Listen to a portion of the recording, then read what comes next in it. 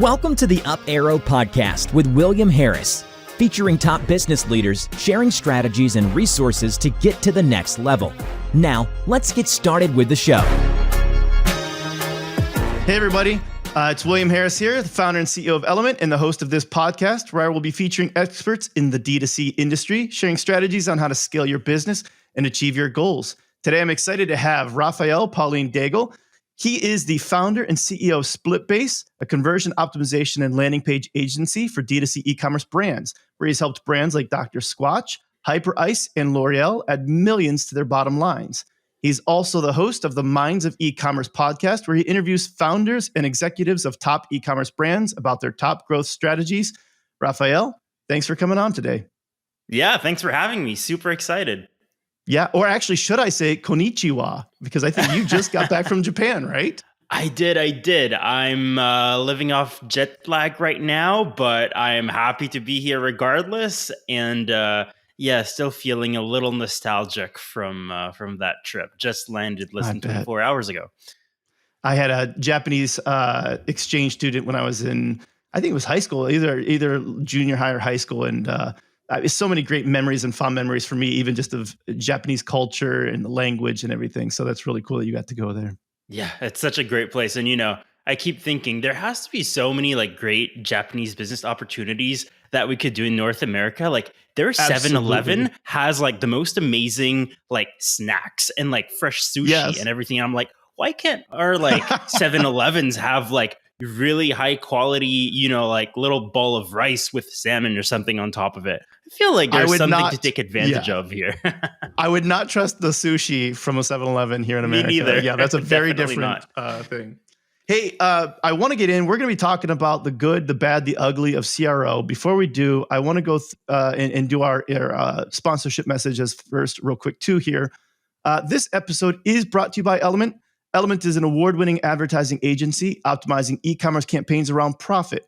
In fact, we've helped 13 of our customers get acquired, with the largest one selling for nearly $800 million. And we were ranked as the 12th fastest growing agency in the world by Adweek. You can learn more at our website, Element, which is spelled ELUMYNT.com. That said, let's get into the backstory before we dig into CRO. What led you to start SplitBase? What made you say, we need an agency that is dedicated towards doing CRO, helping brands like this, running A/B tests? Why? Yeah, great question. Well, it's funny because today I think CRO is slowly becoming like PPC, right? Where it's there are so many agencies doing it. But until 2 years ago, conversion optimization, A/B testing, landing pages, it was still something that a lot of people didn't see as a need, but mostly something that's nice to have. And the conversation is really changing, right?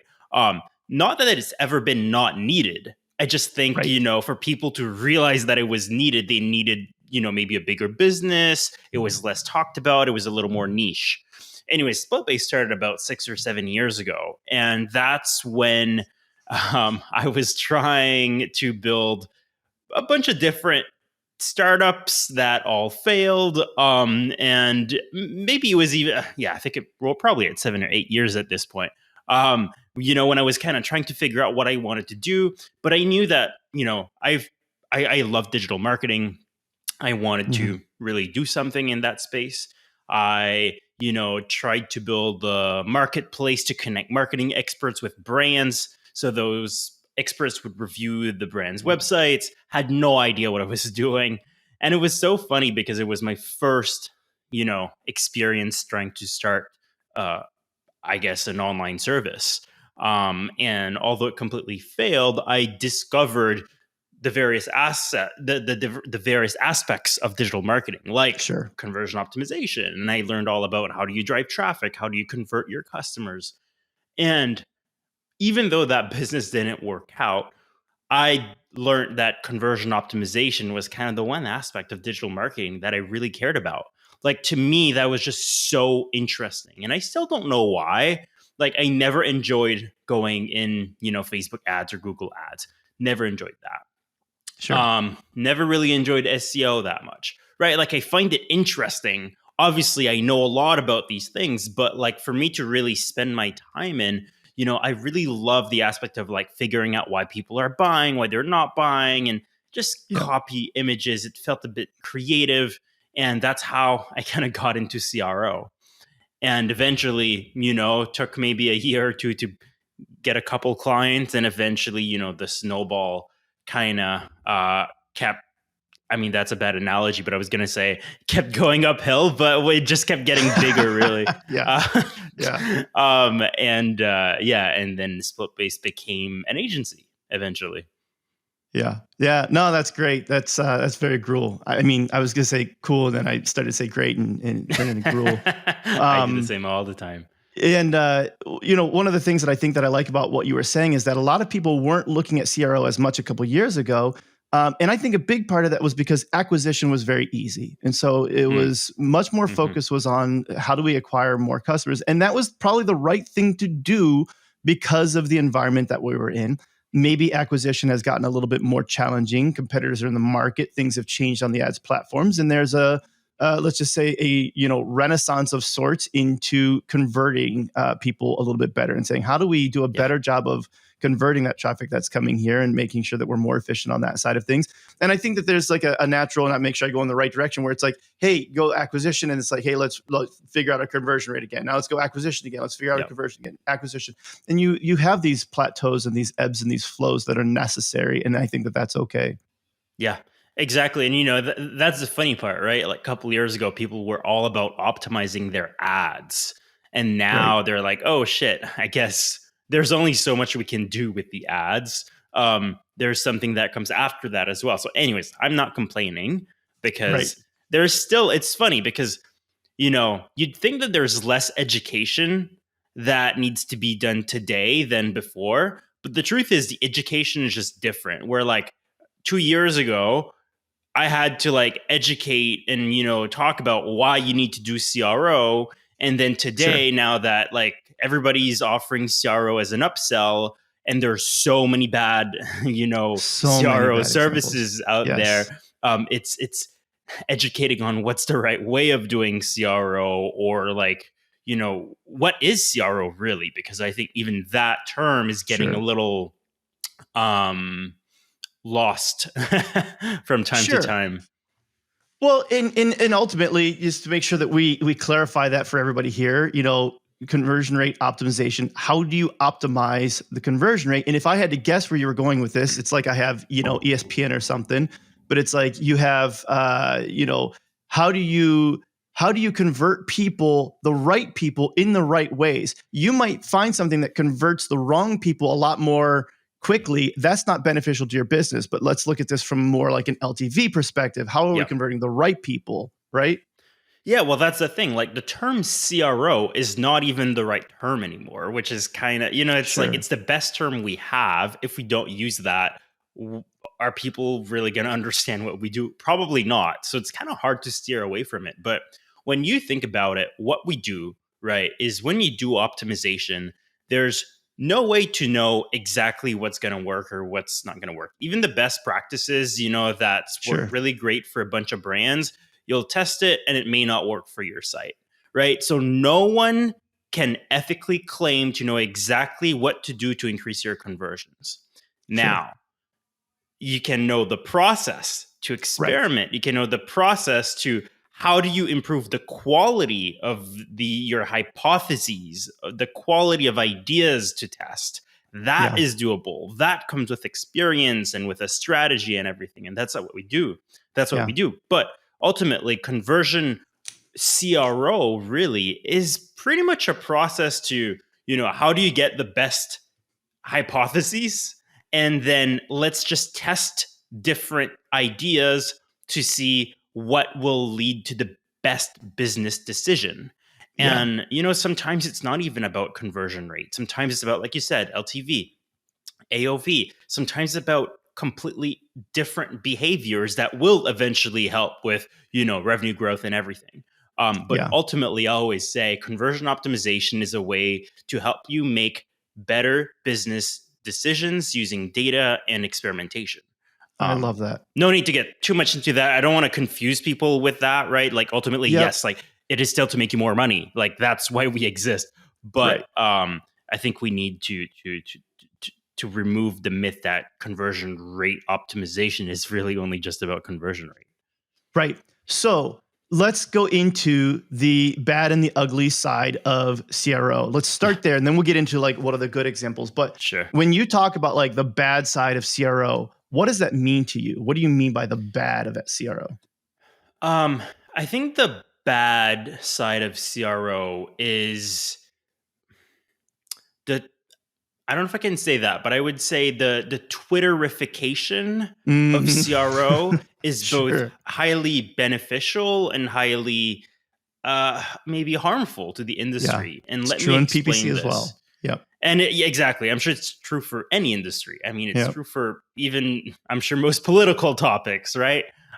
Nuclear physics probably also not great there, right? There's probably bad discourse on Twitter about absolutely everything, but that's one of the brilliance of just free speech in general, is the ability to have open conversations about things, and sometimes that can lead to wildly brand new ideas that we would never have thought of before as well. But well, here's the truth. The truth is marketers ruin everything. And that's exactly what probably ruined, most marketing specialties as well in a way. And that's what's happening to CRO right now. And the thing is, those CRO experts and, I'm not even excluding myself from that. Like, I'm sure sometimes we talk about case studies and we make sure like our case studies, are very legit, and obviously they're well-known brands, and we really make sure to explain like how we came up with the ideas and why we recommend it. We give a lot of disclaimers of like even if this worked for this brand, it may not work for you. But the truth is, when you oversimplify that, what's happening on Twitter, I would say, and that because that's where it's the most obvious, is there's just a lot of best practices or like test results being thrown at people. And there's a lot of people that I think a lot of people just don't know enough about CRO to know that they shouldn't copy those tests for themselves. Sure. Right. So what's happening is, I think it gets really easy for people who doesn't have a deep knowledge of CRO to go and just learn a lot of wrong things about CRO, or just to kind of copy what everybody's doing, the test ideas they're running, even though that just ends up being a waste of time for them. Sure. And money. It's a waste of money as well. Oh, absolutely. Like, here's the deal. CRO is expensive. One, it takes time. Like, if you need to design, write copy, make a change to your site, run the test, wait for the test to finish, like, it's a time investment, it's a monetary investment. So like if you don't have a solid process for it, if you're not learning from every test that you're running, and you're just kind of running anything that you're seeing work for some random brand on Twitter, the truth is you're probably going to be losing money on CRO more than, even breaking even or making money off of it, right? Like, it is going to be there's a huge sunk cost if you don't really have a process to make sure that process ends up being profitable for you. And that's why I'd say that's kind of the bad part of CRO. It's because it's being labeled as you should be doing CRO, but the truth is, well, yeah, but sometimes focus on other things first. Sure. Yeah. And when Anyways, you think happy about to unpack that further if you want. Well, and I want to, and I feel like with some of those ideas of the actual costs of CRO, like you said, especially being done wrong, and I feel like my father, I don't think my father, the inventor of the toaster strudel, would be very happy to hear about this. And so, what are some things that if you were going to unpack like one or two or three examples that you've seen maybe trending on Twitter or whatever of tests that you're like, this is a bad test that you probably shouldn't run. What would those be? Yeah, well, I mean, first, I don't think I can even name a specific test, but I'll go in categories of test. Okay. The first thing is there's a lot of tests, I'm seeing a lot of screenshots where the statistics just don't make any sense. Right. Where, there's a test that was run, and then the sample sizes, there's fewer than like 100 conversions per variant. And then somebody's like, oh, this test performed great, but maybe it ran 2 days, maybe it ran a couple days, maybe there was only like a couple conversions between the winning variation Sure. and the losing variation. So ultimately, statistics are very often invalid, or you'll easily get false positives or false negatives if you're not exactly sure how to run those tests. And I still see it today. A lot of people with like CRO expert in their bio, and then CRO agency, and they post a screenshot of those things, and you're like, "Youch!" Sure. Right? Yeah, and it's just the math doesn't make any sense. Mhm. So I think that is one thing, right? A lot of tests or a lot of decisions are made based on false positives or false negatives, or just. And I'm not gonna lie, like statistics can be pretty complicated. I have a Absolutely. lot of people on my team who knows them better than I do, because like I'm not gonna lie, like I've been in this space for 6-7 years. I'm still not the person who knows the most about statistics. Right. And there are some decisions I just rather trust my team to do it. Right. So yeah, I would say that's probably one of the first things. And I've written about this. So there's two really common things that I've seen show up from a statistics perspective within the ads side as well. One is Bayes theorem. I'll have to link to that in the in the show notes here. But Bayes theorem is a very interesting phenomenon when it shows up in the ad side, and I'd imagine that it can show up in the in the CRO side as well. And the other one is Simpson's paradox, which is really interesting. Where if these are terms that you're not familiar with, again, I'll link to them in the show notes. But with Simpson's paradox, it's one of those things where there could be lurking variables, and so you might think that example A is beating out example B. But if you find out one lurking variable, and this could be like the audience, where you actually dig into it and you say, oh, but for every age group, when we look at the age group demographics, every age group option B is outperforming option A. It was just because there was more tests run on option A that it ended up overall having a better result in aggregate. And so it was just a poorly run test, or you didn't look at these lurking variables, these variables that are hidden underneath there where it's actually outperforming significantly. This shows up all the time in ads. I'm sure it does in CRO. And so again, we'll link to those. But that's where statistics are not as simple as it might seem as just running this. Mm-hmm. And I was just reading the other day, I want to say it was just yesterday on LinkedIn, where somebody had posted about the results that they had from an AA test. And I love that. And I haven't heard about an AA test in a long time. But, when people do, you run literally the exact same thing. It's the same page against the same page, and you can get different results. With AA tests, I think that's kind of one of the things that's really interesting about that idea of there being similar, and getting different results if you don't run it long enough. Yes. I mean, totally. And, we run AA tests every time we start with a new client or have to install or change the testing tool on the site, right? And it doesn't happen the majority of the time, but it does happen sometimes where there's a data mismatch, it makes no sense. And then you start asking yourself, how many people who, are just installing their testing tool, because it's really easy to set up and to just run. But how many people are setting those tools up, running their test, but because of a faulty implementation and just something, that's off, their data from day one is going to be completely garbled, and they're going to get false positives and false negatives. And, that could have been avoided with an AA test. So AA tests can help for that, but also back to your point as well, you will see it in AA tests, how do you interpret the data, right?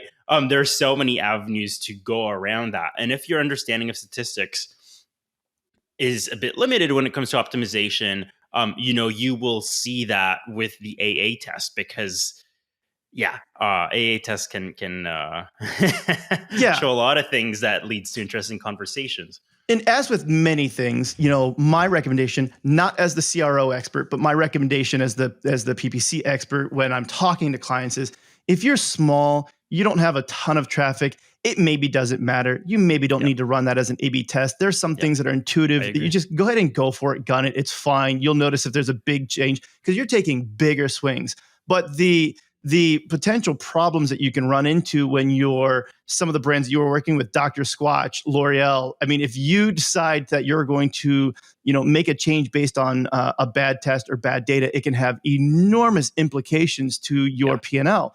And so let's dig into Instead, what are some of the good things that people should be looking at from CRO? How should they think about doing CRO correctly, especially if you're already doing $10 million, $100 million a year? Yeah. How to make sure that you're setting this up in a way that's going to benefit you? Totally. Well, I think the first thing is, if you're doing above 10 million a year, right? Like you got to think of A/B testing not just as a way to see if whatever idea you have is going to make you more money. You really got to see testing as insurance, as an insurance policy. Here's an example. And this is really, really hard, by the way, for most brand to grasp until they actually experience it. So whoever's listening to this, I know it will sound logical. Will you actually, do it? It depends until you experience it. I think this is one of those things you have to experience it to really understand it. But, very often, right, whether we're marketers or we're, e-commerce founders, a brand will come up with this idea of, hey, let's do this PDP redesign, right? Or let's redesign this section of the site. Let's redo navigation. It feels complicated. We're getting complaints about it. So they redesign it. It looks so much better. It makes so much more sense on paper. Like there's like every reason in the world points to this new version of the PDP or the nav bar to probably being better than what's currently on site. Sure. But the truth is that very, very, very often that first version isn't going to be performing better. And the thing is, if it's not performing better, it doesn't mean that it's just going to stay flat. Like it could also perform much, much worse. And when you're doing more than 10 million a year, that could mean a lot of money. Yeah. Actually, one of those brands that you mentioned that was in my bio, and I'm not going to say which one, but and it probably happened with all the brands you mentioned for the record, but I can think of one example specifically where like they redesigned their PDP. It was like night and day. It looked so sexy. It was actually based on usability principles. It was even based on the data we found that, that pointed to what mattered to customers. And it was this great PDP redesign. Now, we had been working together for a couple of years now, so they knew better than just to release it. And they were like, well, let's test it. And they tested it, and lo and behold, it massively underperformed. Interesting. And releasing it would have cost them millions per year. Yeah. So obviously politically, then on their end, they were, obviously like, like they really wanted to have their new design pushed out quickly. Like it kind of sucks. And then those are the danger zones for brand, because then like you kind of know that it might cost you millions, but you don't really feel it because it hasn't happened. Yeah. Right? Yep. And then you have that new design that looks so much sexier, that matches with like what the CEO wants, what everybody wants for the brand to look like. So this is danger zone where some brands might go for the option that will end up costing them a lot of money just because they didn't really connect the dots between logic and emotion. Sure. Now, in this case, they did not deploy it. Right. We did a lot of changes and we tested it for a little while and eventually got to a version that performed much better than what was there originally. Right. Yeah. So there's always light at the end of the tunnel if you follow a good process for it. But I would say that's the danger zone. So what's a good test to run if you are going to bring somebody on, generally speaking, right? It's like this is different for every single website. But if there's, a test or two or three that you feel like every brand needs to run, it's the kind of test that pulls people in as shoppers. It's like, get in, losers, we're going shopping, right? It's like, what are those types of tests?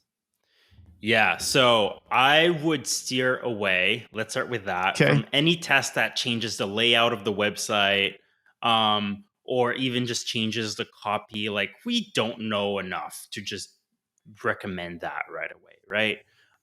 What I would say for every brand that doesn't take advantage of bundles, upsells, cross-sells,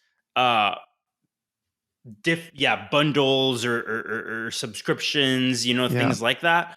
that's one area we love to start with. Should you implement it versus testing it? Yeah. Like actually most of the time you can implement, an upsell and it's probably going to perform better than if you didn't have it. You're probably going to make more money and there could be an impact in conversion rate. That's why you still want to test it if you're pretty sizable. Mm-hmm. But the thing is, there's also many ways of doing upsells. There are many ways of doing cross sells. There's many ways of doing bundles. So what we like to start with is instead of just playing around with like moving text around a page, right, which may or may not have a business impact or, really get us to learning anything about the brand, we're going to say, hey, well, your customers are buying these products together. You're not really offering bundles. Let's try a starter bundle. Yeah. Let's try sample packs. And sometimes, yes, like that's going to require the brand to rethink their offering. And logistically, it's going to be a bit more complicated because they're going to have to figure out how to fulfill those bundles versus us just building a test and launching it. Yeah. But ultimately, to me, that's something that's much more worth it than testing, I don't know, let's move the buy button a little higher up the page, right? Like, Sure. What's the point of that? So yeah, things brands should test, like experiment constantly with your upsells, your bundles, upsells, add-ons. I think that's a great place to start. Is there an example of an upsell or a bundle that you've implemented that you were like, this one absolutely killed it, that you could talk about? Yeah, there's a couple. One, I think the first one that comes to mind for this brand called Moonpod, maybe you've heard of them. They do this like these really cool bean bags. And we've been working with them for like 4 years now, 4.5 years. That was probably like in the first couple tests that we did. We discovered through customer surveys that a lot of people were asking about the other products that people saw in the product pictures in the ads.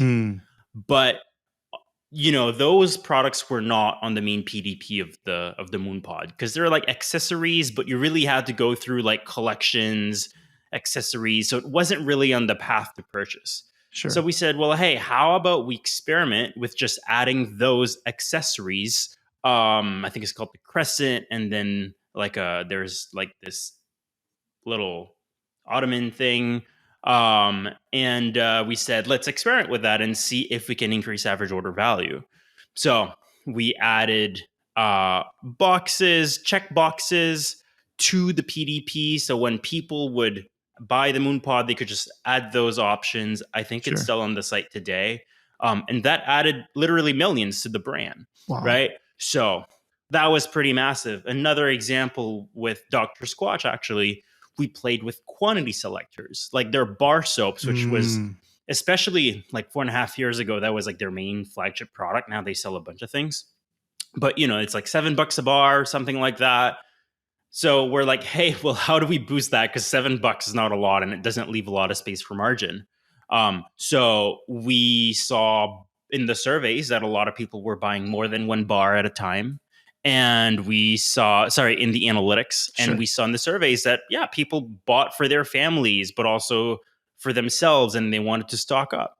So we started playing with how do we incentivize people to buy more than one bar? So then we introduced a quantity selector. Then we introduced a quantity selector with different options.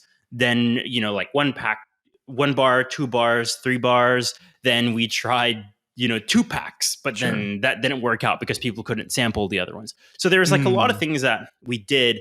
And ultimately what's still on the website today, which is an option of 1 bar, 2 bar, and 3 bars, something like that. That led to between 36 and 52% increase in revenue per user, depending on the bar soap that was bought. Huge. Right. So that was massive. And today it's a, pretty massive brand. So yes, that's another great example, right? They're a little different. It's not just like a post-purchase upsell. It's really thinking about the user, both for Moonpod and for Dr. Squatch. I have like probably 100 more examples like that as well. So those are things that I think are pretty, not always simple to implement, but they're good places to start with. And they're fun. Yeah. Well, and I think that's what's so great about it is that a lot of times it's the things that we're overlooking. We can sometimes focus on button colors or, like you said, text or whatever. And all of those can have really good impact. But sometimes I don't know if I call it like the Amazon effect, where I don't remember when, but there was a real good article about Amazon where they talked about how they're running like 10,000 tests a day. And that's fine. And they're Amazon and they have the ability to do that. But a lot of these are tiny little tests. But the reality is the tests that you really should be running are some of these bigger swing tests where you're testing out bundles or upsells or things along those lines.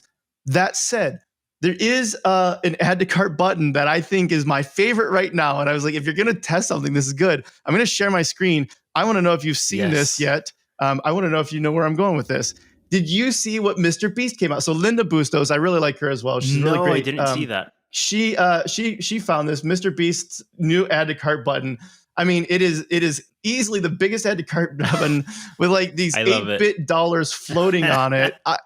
You can't miss this add to cart button, and to some degree that works for him. It's not going to work for everybody, but I really appreciate this.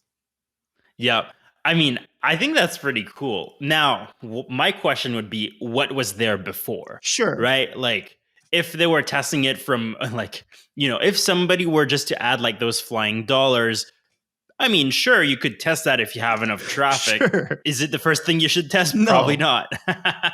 But no, I think like this brings me to a good point where like button colors, right? Like that's always the thing that most people pick on, and I also pick on. Sure. Where it's like, don't test button colors, like unless you're Amazon or Google, you're never going to have enough traffic to see if it makes a difference. And second, if the test loses, there's nothing to learn from that, really. It's just like, But now, here's an example where like it could be worth testing that. Let's say you've got this brand where like, one, they have a lot of traffic. Their buttons are literally invisible. Like maybe they're using what we call ghost buttons. Yes. And, like you skim through the PDP and you can barely see the buttons, right? Well, maybe it's worth running a test where like you completely change, how that looks so they're not so invisible. Yes. Now, I would recommend for most brands to just do it. Don't even test it. Just like if no one's seeing your buttons, you probably don't need to test that. Just like make your buttons like normal. Yes. But sometimes there could be cases where you need to test it, and sometimes company politics will make you test it as well, right? Like that could also be a thing. Not ideal, but yeah. So what else? If you're thinking, you've got the opportunity to impact some people from a CRO perspective right now, what else should we be thinking about doing, not doing that we haven't talked about yet that you're like, hey, I really want to make sure you guys understand this when it comes to CRO? Yeah, so I think this is the most important thing about CRO is when you're trying to find test ideas, don't just go on Twitter or Google test ideas. Those can be great sources of inspiration, but don't let that be your starting point.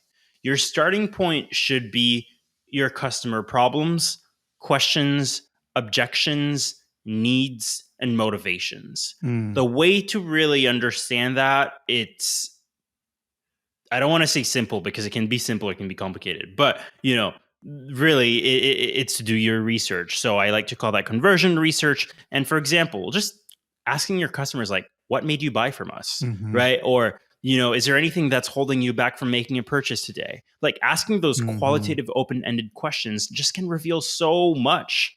You can do that with surveys with people who bought from you, and then you can understand kind of what were the motivations and what got them, over the fence. And then you can also do it with people that are just browsing the website and haven't bought yet. And obviously same goes with analytics and everything, right? And just like getting a better grasp of like, what about your site? What about your brand? Like, I get that, hey, maybe, I don't know, Allbirds tested this thing and it worked really, really well for them. And you feel like your site is similar and it could do really well for you. But like, if like your customers, like if let's say 25% of your customers are asking questions about your shipping policy or returns, Sure. and you're not sure about that, or you don't know because you haven't really taken the time to do that research to find that out, right? Well, then that new nav bar layout that Allbirds did that may do great for you, it could do well, but it's not going to have the same impact as like, solving your customer's biggest questions or pain point about shipping, Sure. right? So what I would say is really just taking time to make sure that what you're testing is relevant with your customers, your journey. Like, focus on that. And that's going to be like, I think there's also like part of the bad things about CRO. And sorry, I'm going on a tangent here, but I promise it's still related to this. I think like there's also that misconception that quantity is more important than just quality. And that's the thing. Like, sometimes brands get into that that conception that, hey, we just need to run a lot of A/B tests. But the truth is, no, like, don't focus on quantity at first. Like, focus on launching like maybe one really good solid A/B test a month, one that will be statistically valid, one that really solves your customer's pain point, one that no matter the test result, whether it does perform better or whether it doesn't perform better than what you have on site, if that test can teach you something valuable about your customer, that was valuable, right? So, focus on, tests that have high potential for learning, tests that can influence the business model, and focus on fewer tests, higher quality tests than just say, running 5-6 tests a month. Yeah. And I see because I think that's the number of tests per month is the wrong incentive to start with, especially for brands that, I mean, even at $100 million, like a lot of brands will still benefit from testing the right things versus testing 10 things at the same time. Yeah. And I think that's where I see some CRO agencies being incentivized on the number of tests per month that they launch. I think that's totally wrong, and I'm sure some people will disagree. But look, I've had SplitBase for 6-7 years now. I've been in space for 12 years.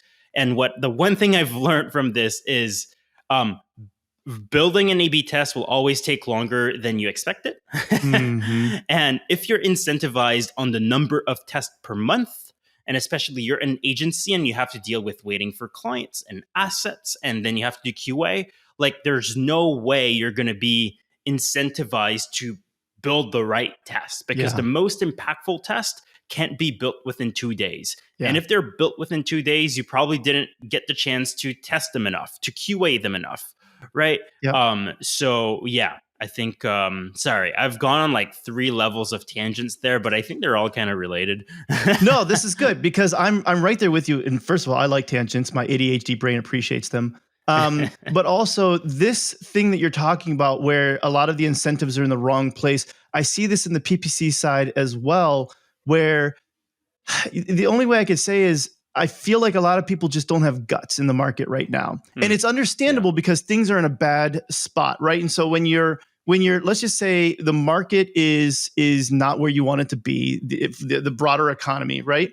And so you're hurting. And when you need the win, that's when I find you end up doing a lot of the worst things. And I think about this like somebody who's drowning. And this is maybe such a morbid thought, but when somebody is actively drowning, they usually end up doing a bunch of motions that don't help them swim. They actually cause them to do the wrong things because of the panic. And I feel like we see that within the PPC side. I'm sure you do on the CRO side as well, where because the brand is struggling, when they get into CRO, when they need CRO, that's when they say, we want to run 10 tests this month, and we're going to run all of these low-hanging fruit tests, hoping that we find something that improves things 1%, but you've actually wasted 20% trying to find that 1% improvement, instead of taking the time to do CRO when you have the ability to do it, to go back to the swimming metaphor, to learn the proper swimming mechanics at that time to optimize your ability to swim in the ocean when you weren't drowning. And I feel like there's a lack of people willing to take those bigger swings, take the time to set up a few really good tests instead of 10 really horrible tests like changing button colors or text or something like that. Absolutely. And look, like, I understand why that's the case as well, right? Because as an agency owner, it would likely be easier to sell our services if I were to tell potential clients, we're going to run 5 tests per month or 3 tests per month. That would be easier to understand than me saying, hey, well, we don't know how many tests per month we're going to run. Sometimes it might be 2, sometimes it might be 3, it might be more, but 1 month could be 1, right? And I think like we're pretty lucky because like most brands that come to us understand that. Those that don't are generally just not a good fit. But I do believe by doing so, maybe we don't close as much from the get-go. And I'm sure there's a lot of brands that will go with competitors that, you know, are very, very clear with how many tests they're getting and everything. But I do think our retention is probably better, right? Like we keep our clients for a very long time. Like the brands, all the brands you've mentioned in your intro, right? Like they've all been clients for more than a year. And many of them like Dr. Squatch, 4.5 years, Moonpod, 4.5 years. Like there's a lot of those, right? So I do think that on a client retention perspective, we're better off doing the right thing, even though we might suffer a little more as an agency with client acquisition. And in a way, I do think it helps us attract the people we really want to work with. And those are great brands. And Dr. Squatch, their commercials are absolutely hilarious. I feel like I want to see Danny DeVito in one of those sometime, right? And it's like, Danny DeVito, I love your work, right? It's like, they're funny commercials for sure. So I want to transition a little bit then into the who is Raphael as well, because I like learning about like who you are as a person. What makes you the type of person who likes to look at CRO and A/B tests where there are things in your childhood that said, hey, I'm going to be an entrepreneur because of this or this or That is a great question. There's a couple things. I think one of the things that I've learned over time is I've always preferred to make things better, to optimize, to improve, than to start them from scratch. And I think this is reflected in CRO, right? Where it's like, I don't like, like a brand new, like I didn't like starting. I mean, did I really enjoy the early days of SplitBase? I don't know. Like, I mean, I knew like I had a vision and I still have a vision, right? So that keeps me motivated. But I'm definitely having more fun today now that we have a bigger team, we have more money, and that we can do more things than when we were super scrappy and I had to do everything, right? So I would say, just I think in terms of personality trait, like I'm the person who's just like, I want the best. I always want, what's the best of this thing that I can buy? What's the best vacuum that I can get, right? Like, I just bought a new Dyson the other day. I was like, like if I'm going to vacuum my home, I don't want to vacuum it twice. And I want to make sure what I'm vacuuming is fully vacuumed, right? So I'm just going to buy whatever is most expensive because I know it's going to be doing the best job. So, but that, I think, I like that way of thinking has been reflected in literally every aspect of my life. From, walking to a destination. Do I cross, in diagonal? Do I jaywalk in diagonal to get to the other side before the light changes? Right. And I think that, helped me become this optimizer. Or ultimately, that's what made me an optimizer. I can relate to this so much. And part of the reason, like what you just called out, where you're like, well, if I'm going to do it, I want it to be the absolute best and not just like kind of good.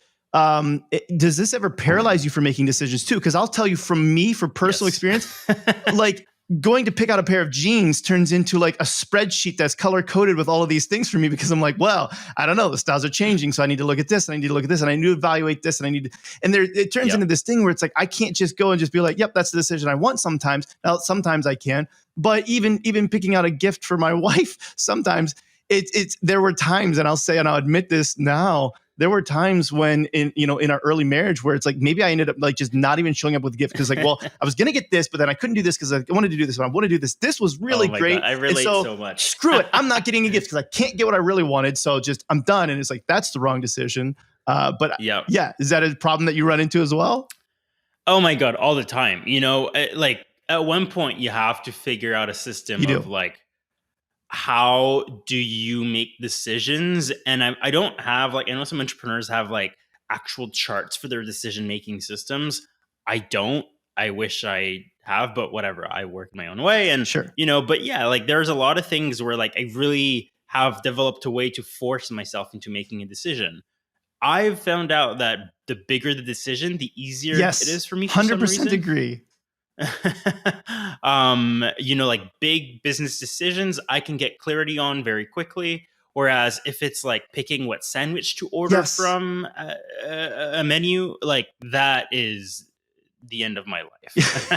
I feel the same way. Yeah, big decisions, not stressful at all. The things that would maybe stress a lot of people out, I feel like, oh, this is just intuitive. It just makes sense. I don't even need to think about it. But sometimes small decisions are crippling. What about you told me there was a fun story about Bitcoin, high school, Dan Martell, several things that I like. Dan Martell's brilliant, and I've followed him for years. I love Bitcoin. I got into Bitcoin. I want to say I first started getting into that in, I think it was late 2014. Right. Tell me about what you were doing with Bitcoin in high school with Dan Martell. Yeah, so that's an interesting story. And I think it did shape me into who I am today as an entrepreneur. But so when Dan launched his company Clarity, which was like this service that helped you connect with other experts. I remember that. He launched it in his hometown of Moncton. It's a small city in New Brunswick, Canada on the East Coast. There's like, 100,000 people there. And I was still in high school and I really, really wanted to like launch a business. I was frustrated of not being able to build a business. And I just saw Dan as like, oh, this guy seems like he knows his stuff. So I tried to call him. And I was actually, I think his first or second call ever on Clarity. Wow. When he launched it. And then while we're talking, he finds out that I lived just a couple blocks away from where he lived. And, we're in this super small town. And Dan was like, hey, well, how about I just come pick you up and we'll chat? And, Amazing. and it was just so funny because he had to convince my parent he wasn't like this weirdo. Sure. But, and anyways, so that, that's how we met. And eventually we became really good friends and he became a mentor of mine. And at one point, Dan's like, Raph, like if you really want to do a business that's like in a fast growth industry, I can't remember what year it was. If I say year, I feel like I'm going to get confused. But it was too early for Bitcoin, let's just say. But people started talking about it. And he was like, there's Bitcoin, there's 3D printing, and maybe drones that are taking off. And I was like, all those topics sound so boring to me, but let's try Bitcoin for some reason. Sure. And we ended up kind of working together. He was a bit like a silent partner on some Bitcoin stuff. And he was like, Raph, you just really have to become like a Bitcoin expert if you want to build a Bitcoin consultancy, because that was kind of the idea. Sure. And that's what I was going to start. So he decides that we're going to New York in a couple days from that day. So I booked my flights. It was, I think, in 2 days from that conversation, he's like, you have to host a Bitcoin dinner. And that's 2 days before we get to New York. He booked and paid with the expectation that I pay him back after dinner because he expected me to be very successful at doing this. But he's like, I booked you this restaurant. You can fit 50 people, pay me back, sell tickets. And I'm like, Dan, are you crazy? We're flying in 2 days. I've never been to New York City. I don't know anyone there. I'm new to Bitcoin as of a month ago. And he just kind of threw me under the bus. And I think he did it on purpose, because I think he felt like, I think that's kind of the way that he kind of does things. And turns out we fly to New York. I sell out the dinner. We had massive investors show up. sold out. And yeah, it did kind of create within a month, like at the time, like, oh, from that, I got invited to speak at Las Vegas Bitcoin conference. I got invited to speak to bankers in Lebanon about Bitcoin at this massive Middle Eastern financial conference. Amazing. And it all started just from that thing. And kind of the lesson from this, and, still today, I find it hard to get to that level of pushing yourself out of your comfort zone. But, Dan was one of those guys who kept pushing me literally off the cliff with the expectation that I knew how to find the parachute while I was falling and how to operate it. And that was like such like an interesting, and I was like, I wasn't even allowed to drink, like I was probably 17. Sure. I don't think I could even book a hotel on my own at the time. So it was like such a weird experience. And yet, that's a lesson I'll never forget, because I think it kind of pushed me, even if I ended up hating Bitcoin and definitely wasn't the space for me. I think eventually that and all the other similar experiences Dan put me through kind of built the entrepreneur I am today. Yeah, transferable skills, right? And I think that's to your point. We oftentimes don't find the success we want because we give ourselves way too many options to not do it, to not succeed. When if you're just put in a position, you say you don't have a choice, you got to do it. It's in 2 days, make it happen. We come up with a much more creative ways of figuring out how to make things happen. And it's good. It just reminds me, even Clarity, that's a blast. I haven't heard of Clarity in, I feel like, a decade now. I don't know how long it's been, but I remember when that was very new. I was on Clarity. It still exists. It probably does. I think it was clarity.fm too, right? At the time, it was not .com. I don't know if it's .com now. It was a really great way for people to meet with mentors who want to pour out and share with, what they've learned. And they're looking for people who are hungry like you were at that time. It just reminds me of, it's like, I wish we could just all get along like we used to in middle school, right? It's like, I wish I could bake a cake filled with rainbows and smiles and everyone would eat and be happy, kind of thing. Yeah, totally. What about books, mentors, podcasts? What are other things like that you really like to listen to and learn from, especially when it comes to CRO, but it could be about entrepreneurship or anything that you just enjoy, even personal, maybe it's fiction, I don't know. Yeah, I used to be so big on podcasts, and now it kind of depends. I feel like I haven't listened to any podcast recently. I don't know why, but I do read books, not as many as I'd want to. But I do have a very tactical approach to reading book, which is whatever I'm, the most challenged with right now in the business, I will read a book about that or multiple books around that one topic specifically.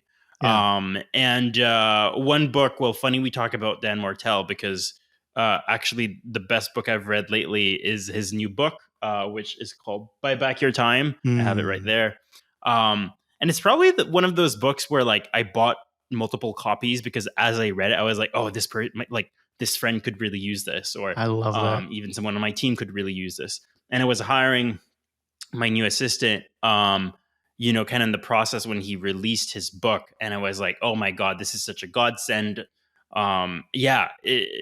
Great book anyways on figuring out how to work with an assistant, but also just how to better manage and organize your time. Very, very, very actionable, which is how I like it because I'm way too ADHD to just read theory. Sure.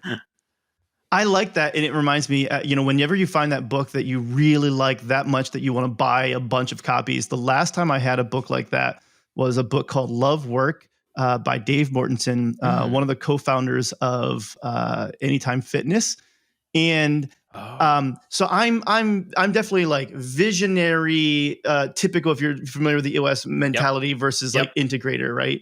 And one of the things that I really appreciated about Dave is, within the company, he's the president, he's the COO. And so he's looking at things from a very different lens than I was. And it was much more around the idea of like, how do you get your team to love work, to love what they're doing? And boy, that transformed things for me because I don't know about you, but as an entrepreneur, I intrinsically love work, maybe more than I should. And so it's like, but how do you get people? And I will say that it's like, it's not a matter of like, money, to a point where it's like, I would be this motivated even if there wasn't money involved. And I feel like that's the same for a lot of employees. It doesn't matter how much you were to pay somebody. There's a limit to how much that motivates somebody. There's so much more richness and depth to human emotion and what motivates us in finding out how do we get people to love work. And so anyway, so it's a really great book. And I bought, I don't remember how many copies, but I bought tons of copies, had them sign them and everything. And so that way, autographed copies to everybody on my team, like all of my clients at the time, like contractors. It was that book that it was like, boy, this really helped me see things in a very different way. Amazing. I'll read it. I've never heard of it. Yeah. So that sounds great. We're coming up to the end. I have two more things that I want to do. One is just something silly, and then I want to end it for real. I like to just do, basically, it's like what's that mean? And I don't know if you've ever played the game Balderdash, but I'm going to give you a word. It's a word that you probably have never heard of before. And you just make up a definition for this word and make it sound believable for us. So the word that I have for you is Mabble, Mabble. Raph, what is the definition of Mabble? Yeah, the definition of Mabble is when you really like playing with pebbles.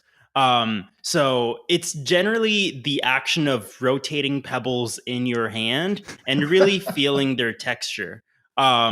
Generally, that's a pastime of people with ADHD. Nice. So a similar definition could be fidgeting. Yeah. I love it. I actually kind of feel like I want to now. My ADHD brain is turning on different ideas. Okay. If people wanted to follow you, connect with you, work with you, what is the best way for them to get in touch? Yeah. So, Twitter is a great place. I was on vacation for 3 weeks and I did not pre-schedule my tweets. Whoops.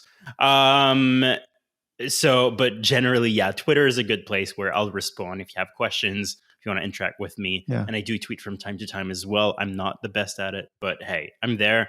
Alternatively, LinkedIn as well. And if you want to work with us, SplitBase.com. You can request your free proposal, read about our services, and that's where you can book a call with us, and I'll be happy to hop on a call and chat. And you mentioned Twitter. What's your handle, just so everybody can hear that? Yeah, they'll probably have to look at the show notes, but it's R Paulin-Daigle. So R like Raphael, and then my last name all in one go. Got it. Okay. Paulindaigle. We will put that in the show notes then. Raphael, I really appreciate you coming on, talking to us, giving us your time and wisdom here today. Yeah, thank you. That was a pleasure. I had a lot of fun. I could have gone for another hour. I feel the same way. And everybody else, thank you for tuning in. And I hope that you got something really valuable out of this, and have a great rest of your day. Thanks for listening to the Up Arrow Podcast with William Harris. We'll see you again next time, and be sure to click subscribe to get future episodes.